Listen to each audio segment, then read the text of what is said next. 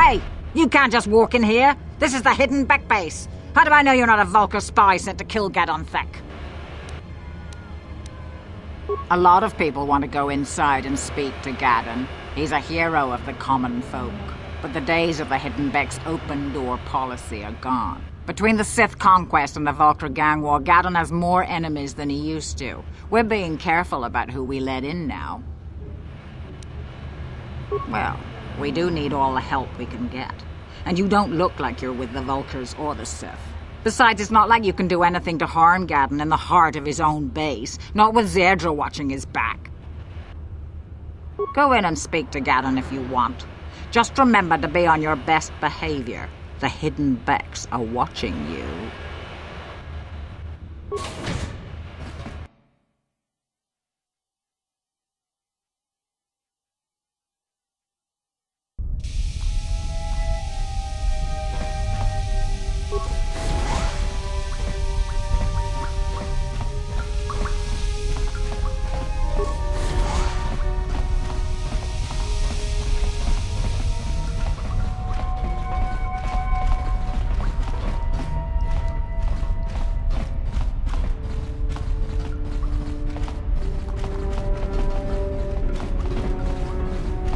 Hold it right there. Who are you, and what is your business with Gadon? Calm down, Zerdra.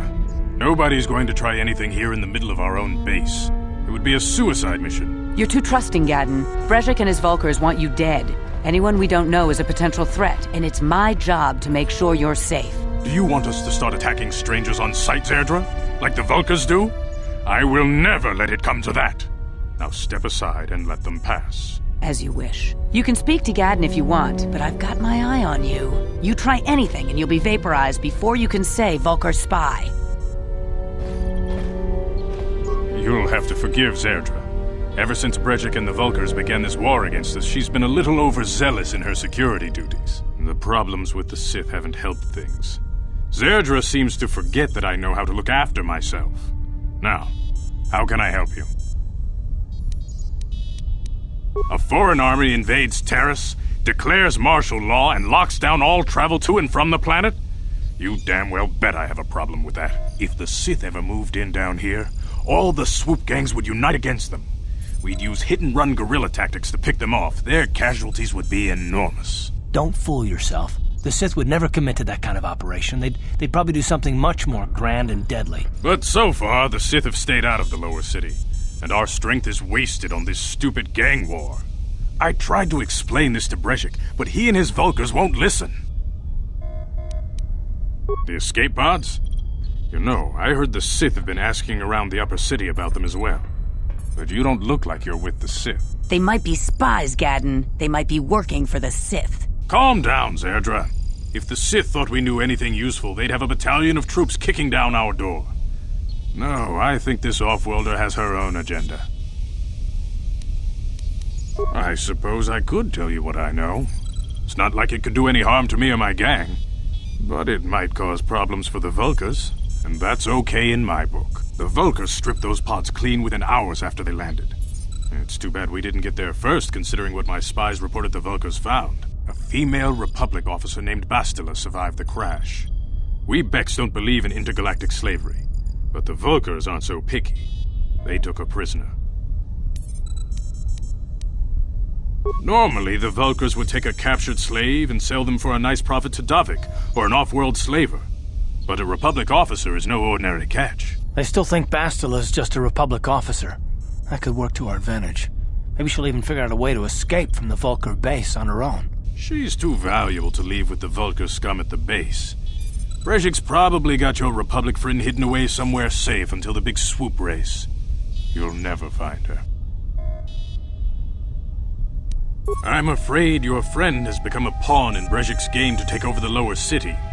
He's offered her up as the Vulkar's share of the prize in the annual swoop gang race. By putting up such a valuable prize, Brejik hopes to win the loyalty of some of the smaller gangs. Their numbers will allow him to finally destroy me and my followers. So how do you propose we go about rescuing Bastila then? Well, we can't fight all the gangs. The only hope you have of rescuing Bastila is to somehow win the big season opener of the swoop race. I might be able to help you with this. If you'd be willing to help us, we both have something to gain here, and much to lose.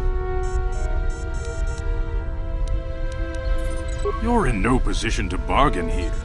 Without my help, you don't have a hope of getting this Bastila back. You should at least listen to what I have to say. The swoop race is for the lower city gangs only. I could sponsor you as a rider for the Hiddenbecks this year. If you win the race, you'll win your friend's freedom. But first, you have to do something for me. My mechanics have developed an accelerator for a swoop engine. A bike with the accelerator installed can beat any other swoop out there. But the Vulkars stole the prototype from us. They plan to use it to guarantee a victory in this year's swoop race. I need you to break into their base and steal it back. Getting into the Vulkar base won't be easy. The front doors are locked tight. But I know someone who might be able to get you in the back way. Mission Veo. Mission? Gaddon, you can't be serious. She's just a kid. How is she supposed to help them with this? Mission's explored every step of every back alley in the lower city. Plus, she knows the undercity sewers better than anyone. If anyone can get inside the Vulkar base, it's her. Don't underestimate Mission or her Wookiee friend Zalbar. They're a formidable pair. Tough enough to go exploring the Undercity by themselves. Your best bet is to look for her in the Undercity. But you'll need some way past the Sith guard post at the elevator. A simple disguise might have worked on the upper city guard, but the security down here is much tougher. You'll need the proper papers to get past him. Luckily, my gang ambushed one of the Sith patrols headed down to the Undercity.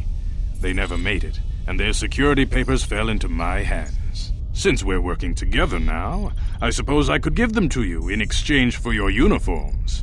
With the security papers, you won't need a disguise anyway. I like to be prepared. Eventually, the Sith are going to try to drive us out of the Undercity. Sith disguises might give my people the edge we need in a crucial battle. Good choice. Thanks for the uniforms. You won't need them with these security papers anyway. Now, is there anything else I can do for you? Your time would probably be better spent going after the prototype swoop engine the Vulkars stole from us. But I'll answer your questions if I can. Very tactful. Are you itching for a fight or something? How dare you? I should kill you where you stand. Calm down, Zerdra. I'm not ashamed of what I've become. As you can see, I lost my eyes in a swoop racing crash. I rely on these artificial replacements to see now. But my blindness was not the worst consequence of my accident. My affliction was what eventually led to this war between my Becks and the Vulkars. When I lost my sight in the swoop bike accident, everyone assumed I would step down as leader of the Hidden Becks and let Brejik, my most trusted follower, take over. But with my ocular implants, I can still see well enough to lead this gang, and I knew Brejik wasn't ready to take over yet. Unfortunately, Brejik didn't agree with me. In a rage, he left to join our arch-rivals, the Black Vulkars. A lot of the younger gang members followed him, and soon he and his followers had taken control of the Vulkar gang. Brejik is a proud man. My decision was a public humiliation for him.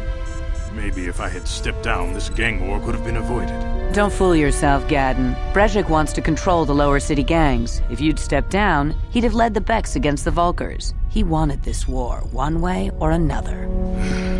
I know you're right, Zerdra. Brejik won't rest until I am dead and the Becks are no more.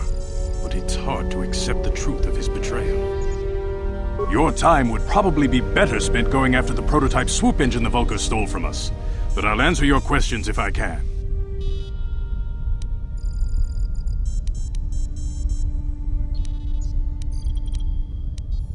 Not while the Sith quarantine is in place. Even the fastest smuggler ships can't break the blockade of the fleet surrounding the planet without the proper launch codes. Any ship leaving the Terrace atmosphere without the proper codes would be instantly disintegrated by blaster cannons fired by the Sith fleet's automated targeting systems. Your time would probably be better spent going after the prototype swoop engine the Vulkars stole from us. But I'll answer your questions if I can. I suggest you hurry. The swoop race is coming up, and we want you to have time to practice before the race.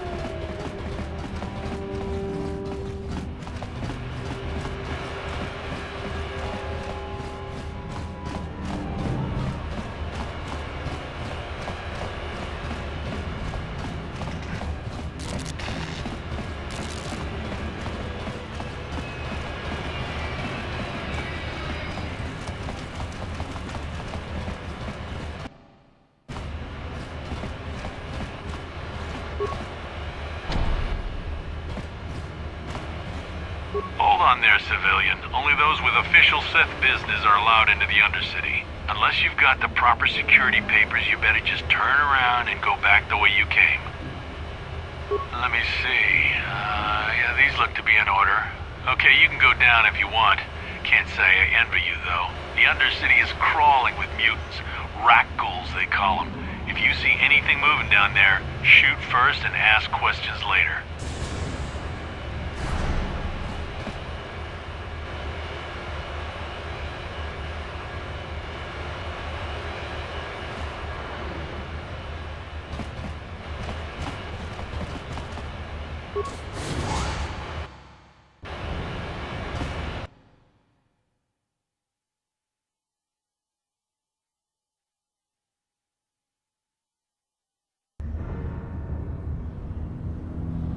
You there, Upworlder! Anyone using this elevator has to pay the toll. Yeah, this is our elevator. If you use it, you gotta give us something. I don't believe this planet. Even the beggars are trying to shake us down. 5 credits! That's what it costs to use our elevator. 5 credits!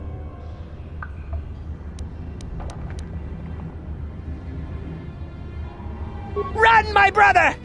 Flee this one's wrath! Go on, you two, get out of here! I'm sorry about that. Those 2 beggars give everyone in the village a bad name. We aren't all like that, you know. Most of us are good people. I'm sure you are, miss. It's just too bad your little welcoming committee is here to give people a bad first impression. My name is Shalina. You're from the Upworld, aren't you? I've never seen it. I was born here in the Undercity. Is it as nice as they say up there? I suppose our world doesn't look like much to you. It's dark and cold and lonely down here, but this is the only world I've ever known. I've never been to the surface, but sometimes I think I can see it in my dreams. The sun, the sky, the stars. It all sounds so wonderful. Gendar, the leader of our village, tells me I should spend more time trying to improve things down here and less time dreaming about something I can never have. Maybe he's right. You probably think I'm a fool, having dreams of a place I've never even seen. But when I was little, Rukil used to tell me stories of what it was like up there. Rukil's the oldest man in the village. The kids call him Rukil Wrinkleskin, but he's a kind man. He used to tell me the greatest stories when I was a little girl. I still like to listen to his tales about the Promised Land, even though I know they're just legends, but it helps to make the Undercity seem less dark somehow. It's just a story to make little children smile. Rukil believes in it, though. Sometimes I can almost believe it myself, but then I look around and see the ugly truth. I guess we have to make the best of what we have, though. If you really want to learn more about the Promised Land, you should speak to Rukil. He's wandering around somewhere on the south side of the village. He doesn't move too far. He's hard on his bones. He's over 100 years old. The children laugh at him, and people think he's crazy because of his stories about the Promised Land, but he's really just a kind old man. He'll be somewhere in the village. I couldn't say where for sure. He's always busy doing whatever he can to make the lives of the other villagers easier.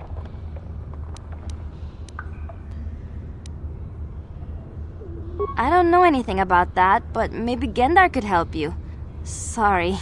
Is there anything else you need? There were quite a few people from the surface marching through the village, but none of them bothered to talk to me. Gendar might know more about them. Well, I was born here for starters. My parents were outcasts, banished to the Undercity for some crime or other. They never really liked to talk about it. Everyone here is an outcast, or the descendants of one. It's tough down here, but we survive. I guess it's easier for me since I've never known anything different. Some of the people have given up all hope. They've become bitter and depressed, but most of us are good people, despite what our ancestors may have done. Gendar could probably tell you more, or maybe Rukil. You could talk to them if you want. Oh, okay. Well, if you ever need anything, or if you just feel like talking, come back and see me. I hardly ever get a chance to speak to someone from the upworld.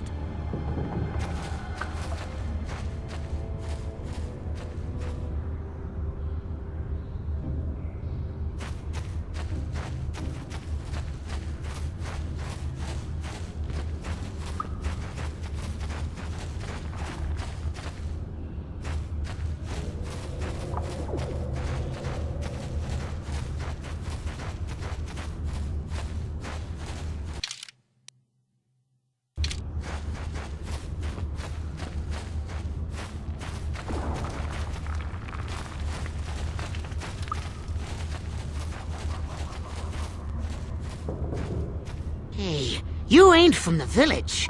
You're from the upworld, ain't you? Yes, you've got credits, I bet. Watch yourself. There's something slimy about this guy. I wouldn't trust him as far as I could throw him. My name's Saigir. I run a little salvage shop here. You want to buy something from my store? I got some good deals. If a villager comes across any useful salvage in the Undercity, they bring it to me. Every so often, members from the lower city gangs come down to trade for the salvage. They'll exchange food and medicine for engine parts, old blasters and the like. Sometimes they even give me credits if I have some really good stuff. Oh, you better ask Gendar. He's the spokesman for the village. I just run the store. I don't want to make him mad by answering any questions. Gendar already doesn't like me. Gendar seems to think I should share the profits of my store with the whole village. He figures we're all in this together, so it should be share and share alike. But I'm the one who runs the store. I'm the one who makes the deals. The others just bring me salvage to trade with the Upworlders. Why should they get anything? Exactly my point. But Gendar doesn't see it that way. He caught me hoarding supplies a while back. I figured I'd wait until food was scarce and then I could offer it to people who'd follow me instead of Gendar. Then I'd be the leader. But Gendar made me share my hoard. Ever since then, he hasn't trusted me. He keeps me around because of my store, though. Without it, this village wouldn't stand a chance. It ain't the best stuff. Mostly salvage and such, but the prices are right.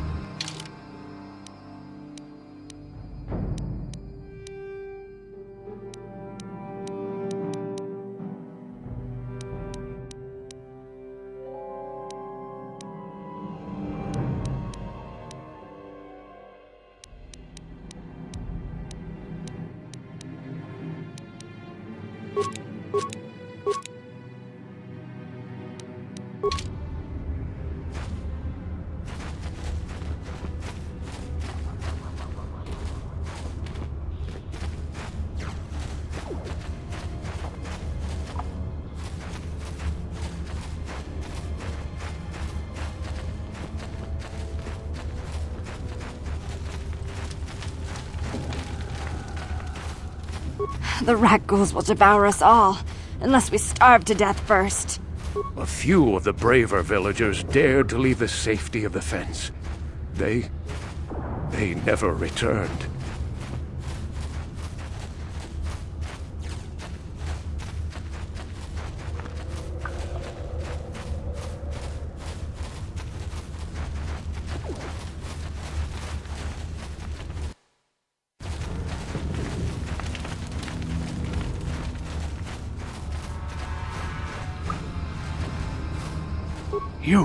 You come from the world above.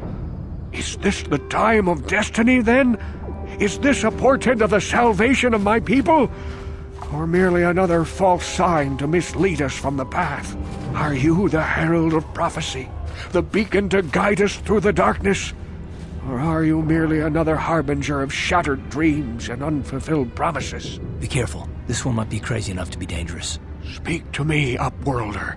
Tell me what fate you unleash upon us. Salvation or damnation? Speak, Upworlder, I beg you. Old, yes, but not insane. Oh no, not insane at all. I am as rational as any man can be after 100 years in the filth and darkness of the Undercity. Perhaps I can make things more clear. Some things, at least. My name is Rukil, the oldest outcast here in the village. Rukil Wrinkleskin, the children call me sometimes. Once I was honored for my wisdom, and over time the villagers fell away from the true path. Eventually there was only a single apprentice who followed me, and now she is gone too.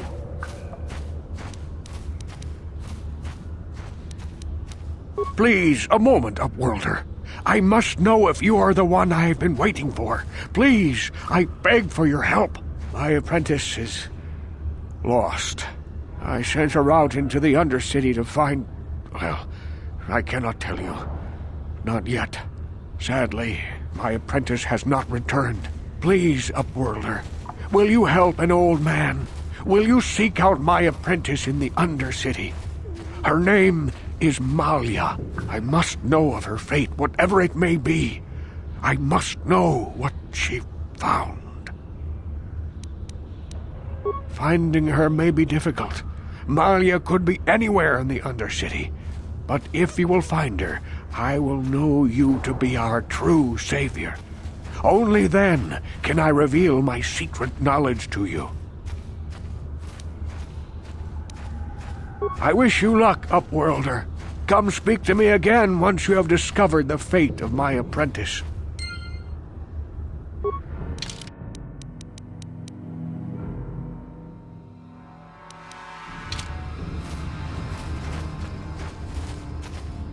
Greetings, Upworlder. We rarely see your kind here in the Undercity. I find it strange that so many of you have come down from the surface recently. No offense, but I can see why people normally avoid this place. Why have you come into this dark and sunless place? Is there something you need of me or my village? I will help you however I can. We are the outcasts, shunned from the surface for our crimes and banished here to the Undercity. We banded together to form this village that we might survive in this hostile environment. I am Gendar, leader of this village, as my father was and as was his father before him. Many of us have been here for generations, our ancestors cast down long ago. There is no return to the surface for us or our descendants, but somehow we managed to survive amidst the filth and roaming bands of deadly rat-ghouls.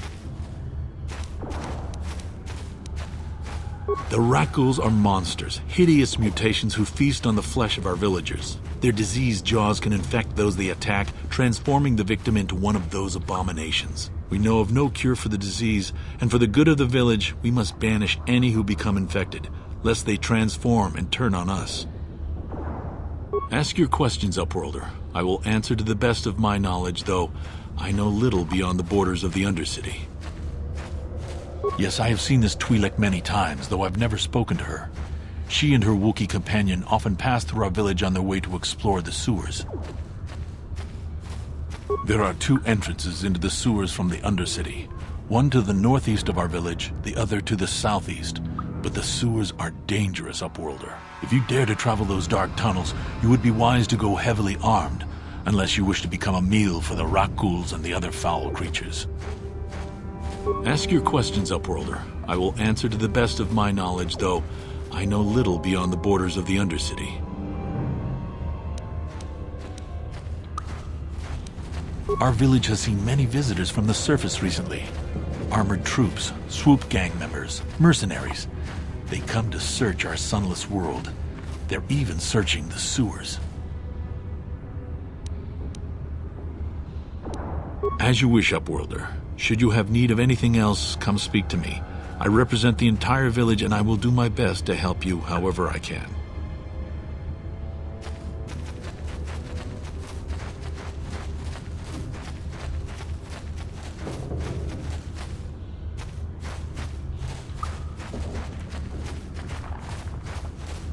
Wait, Upworlder. You can't go through this gate. There is too much danger and suffering beyond. For your own sake, turn back. I'm only warning you for your own protection, Upworlder. The villagers infected with the rat-ghoul disease are quarantined beyond this gate. It's only a matter of time until they transform into horrible creatures that would destroy us all. So you just lock them away in a cage? For the sake of the village, we have to keep the infected ones locked away. And when they finally do transform into ruck ghouls, we'll let them destroy each other. If you have questions, you should speak to Gendar. He's the leader of this village. All my attention has to stay focused on trying to ease the suffering of those within the village. But despite my medical training, there is nothing I can do to help the poor souls locked on the other side of this gate.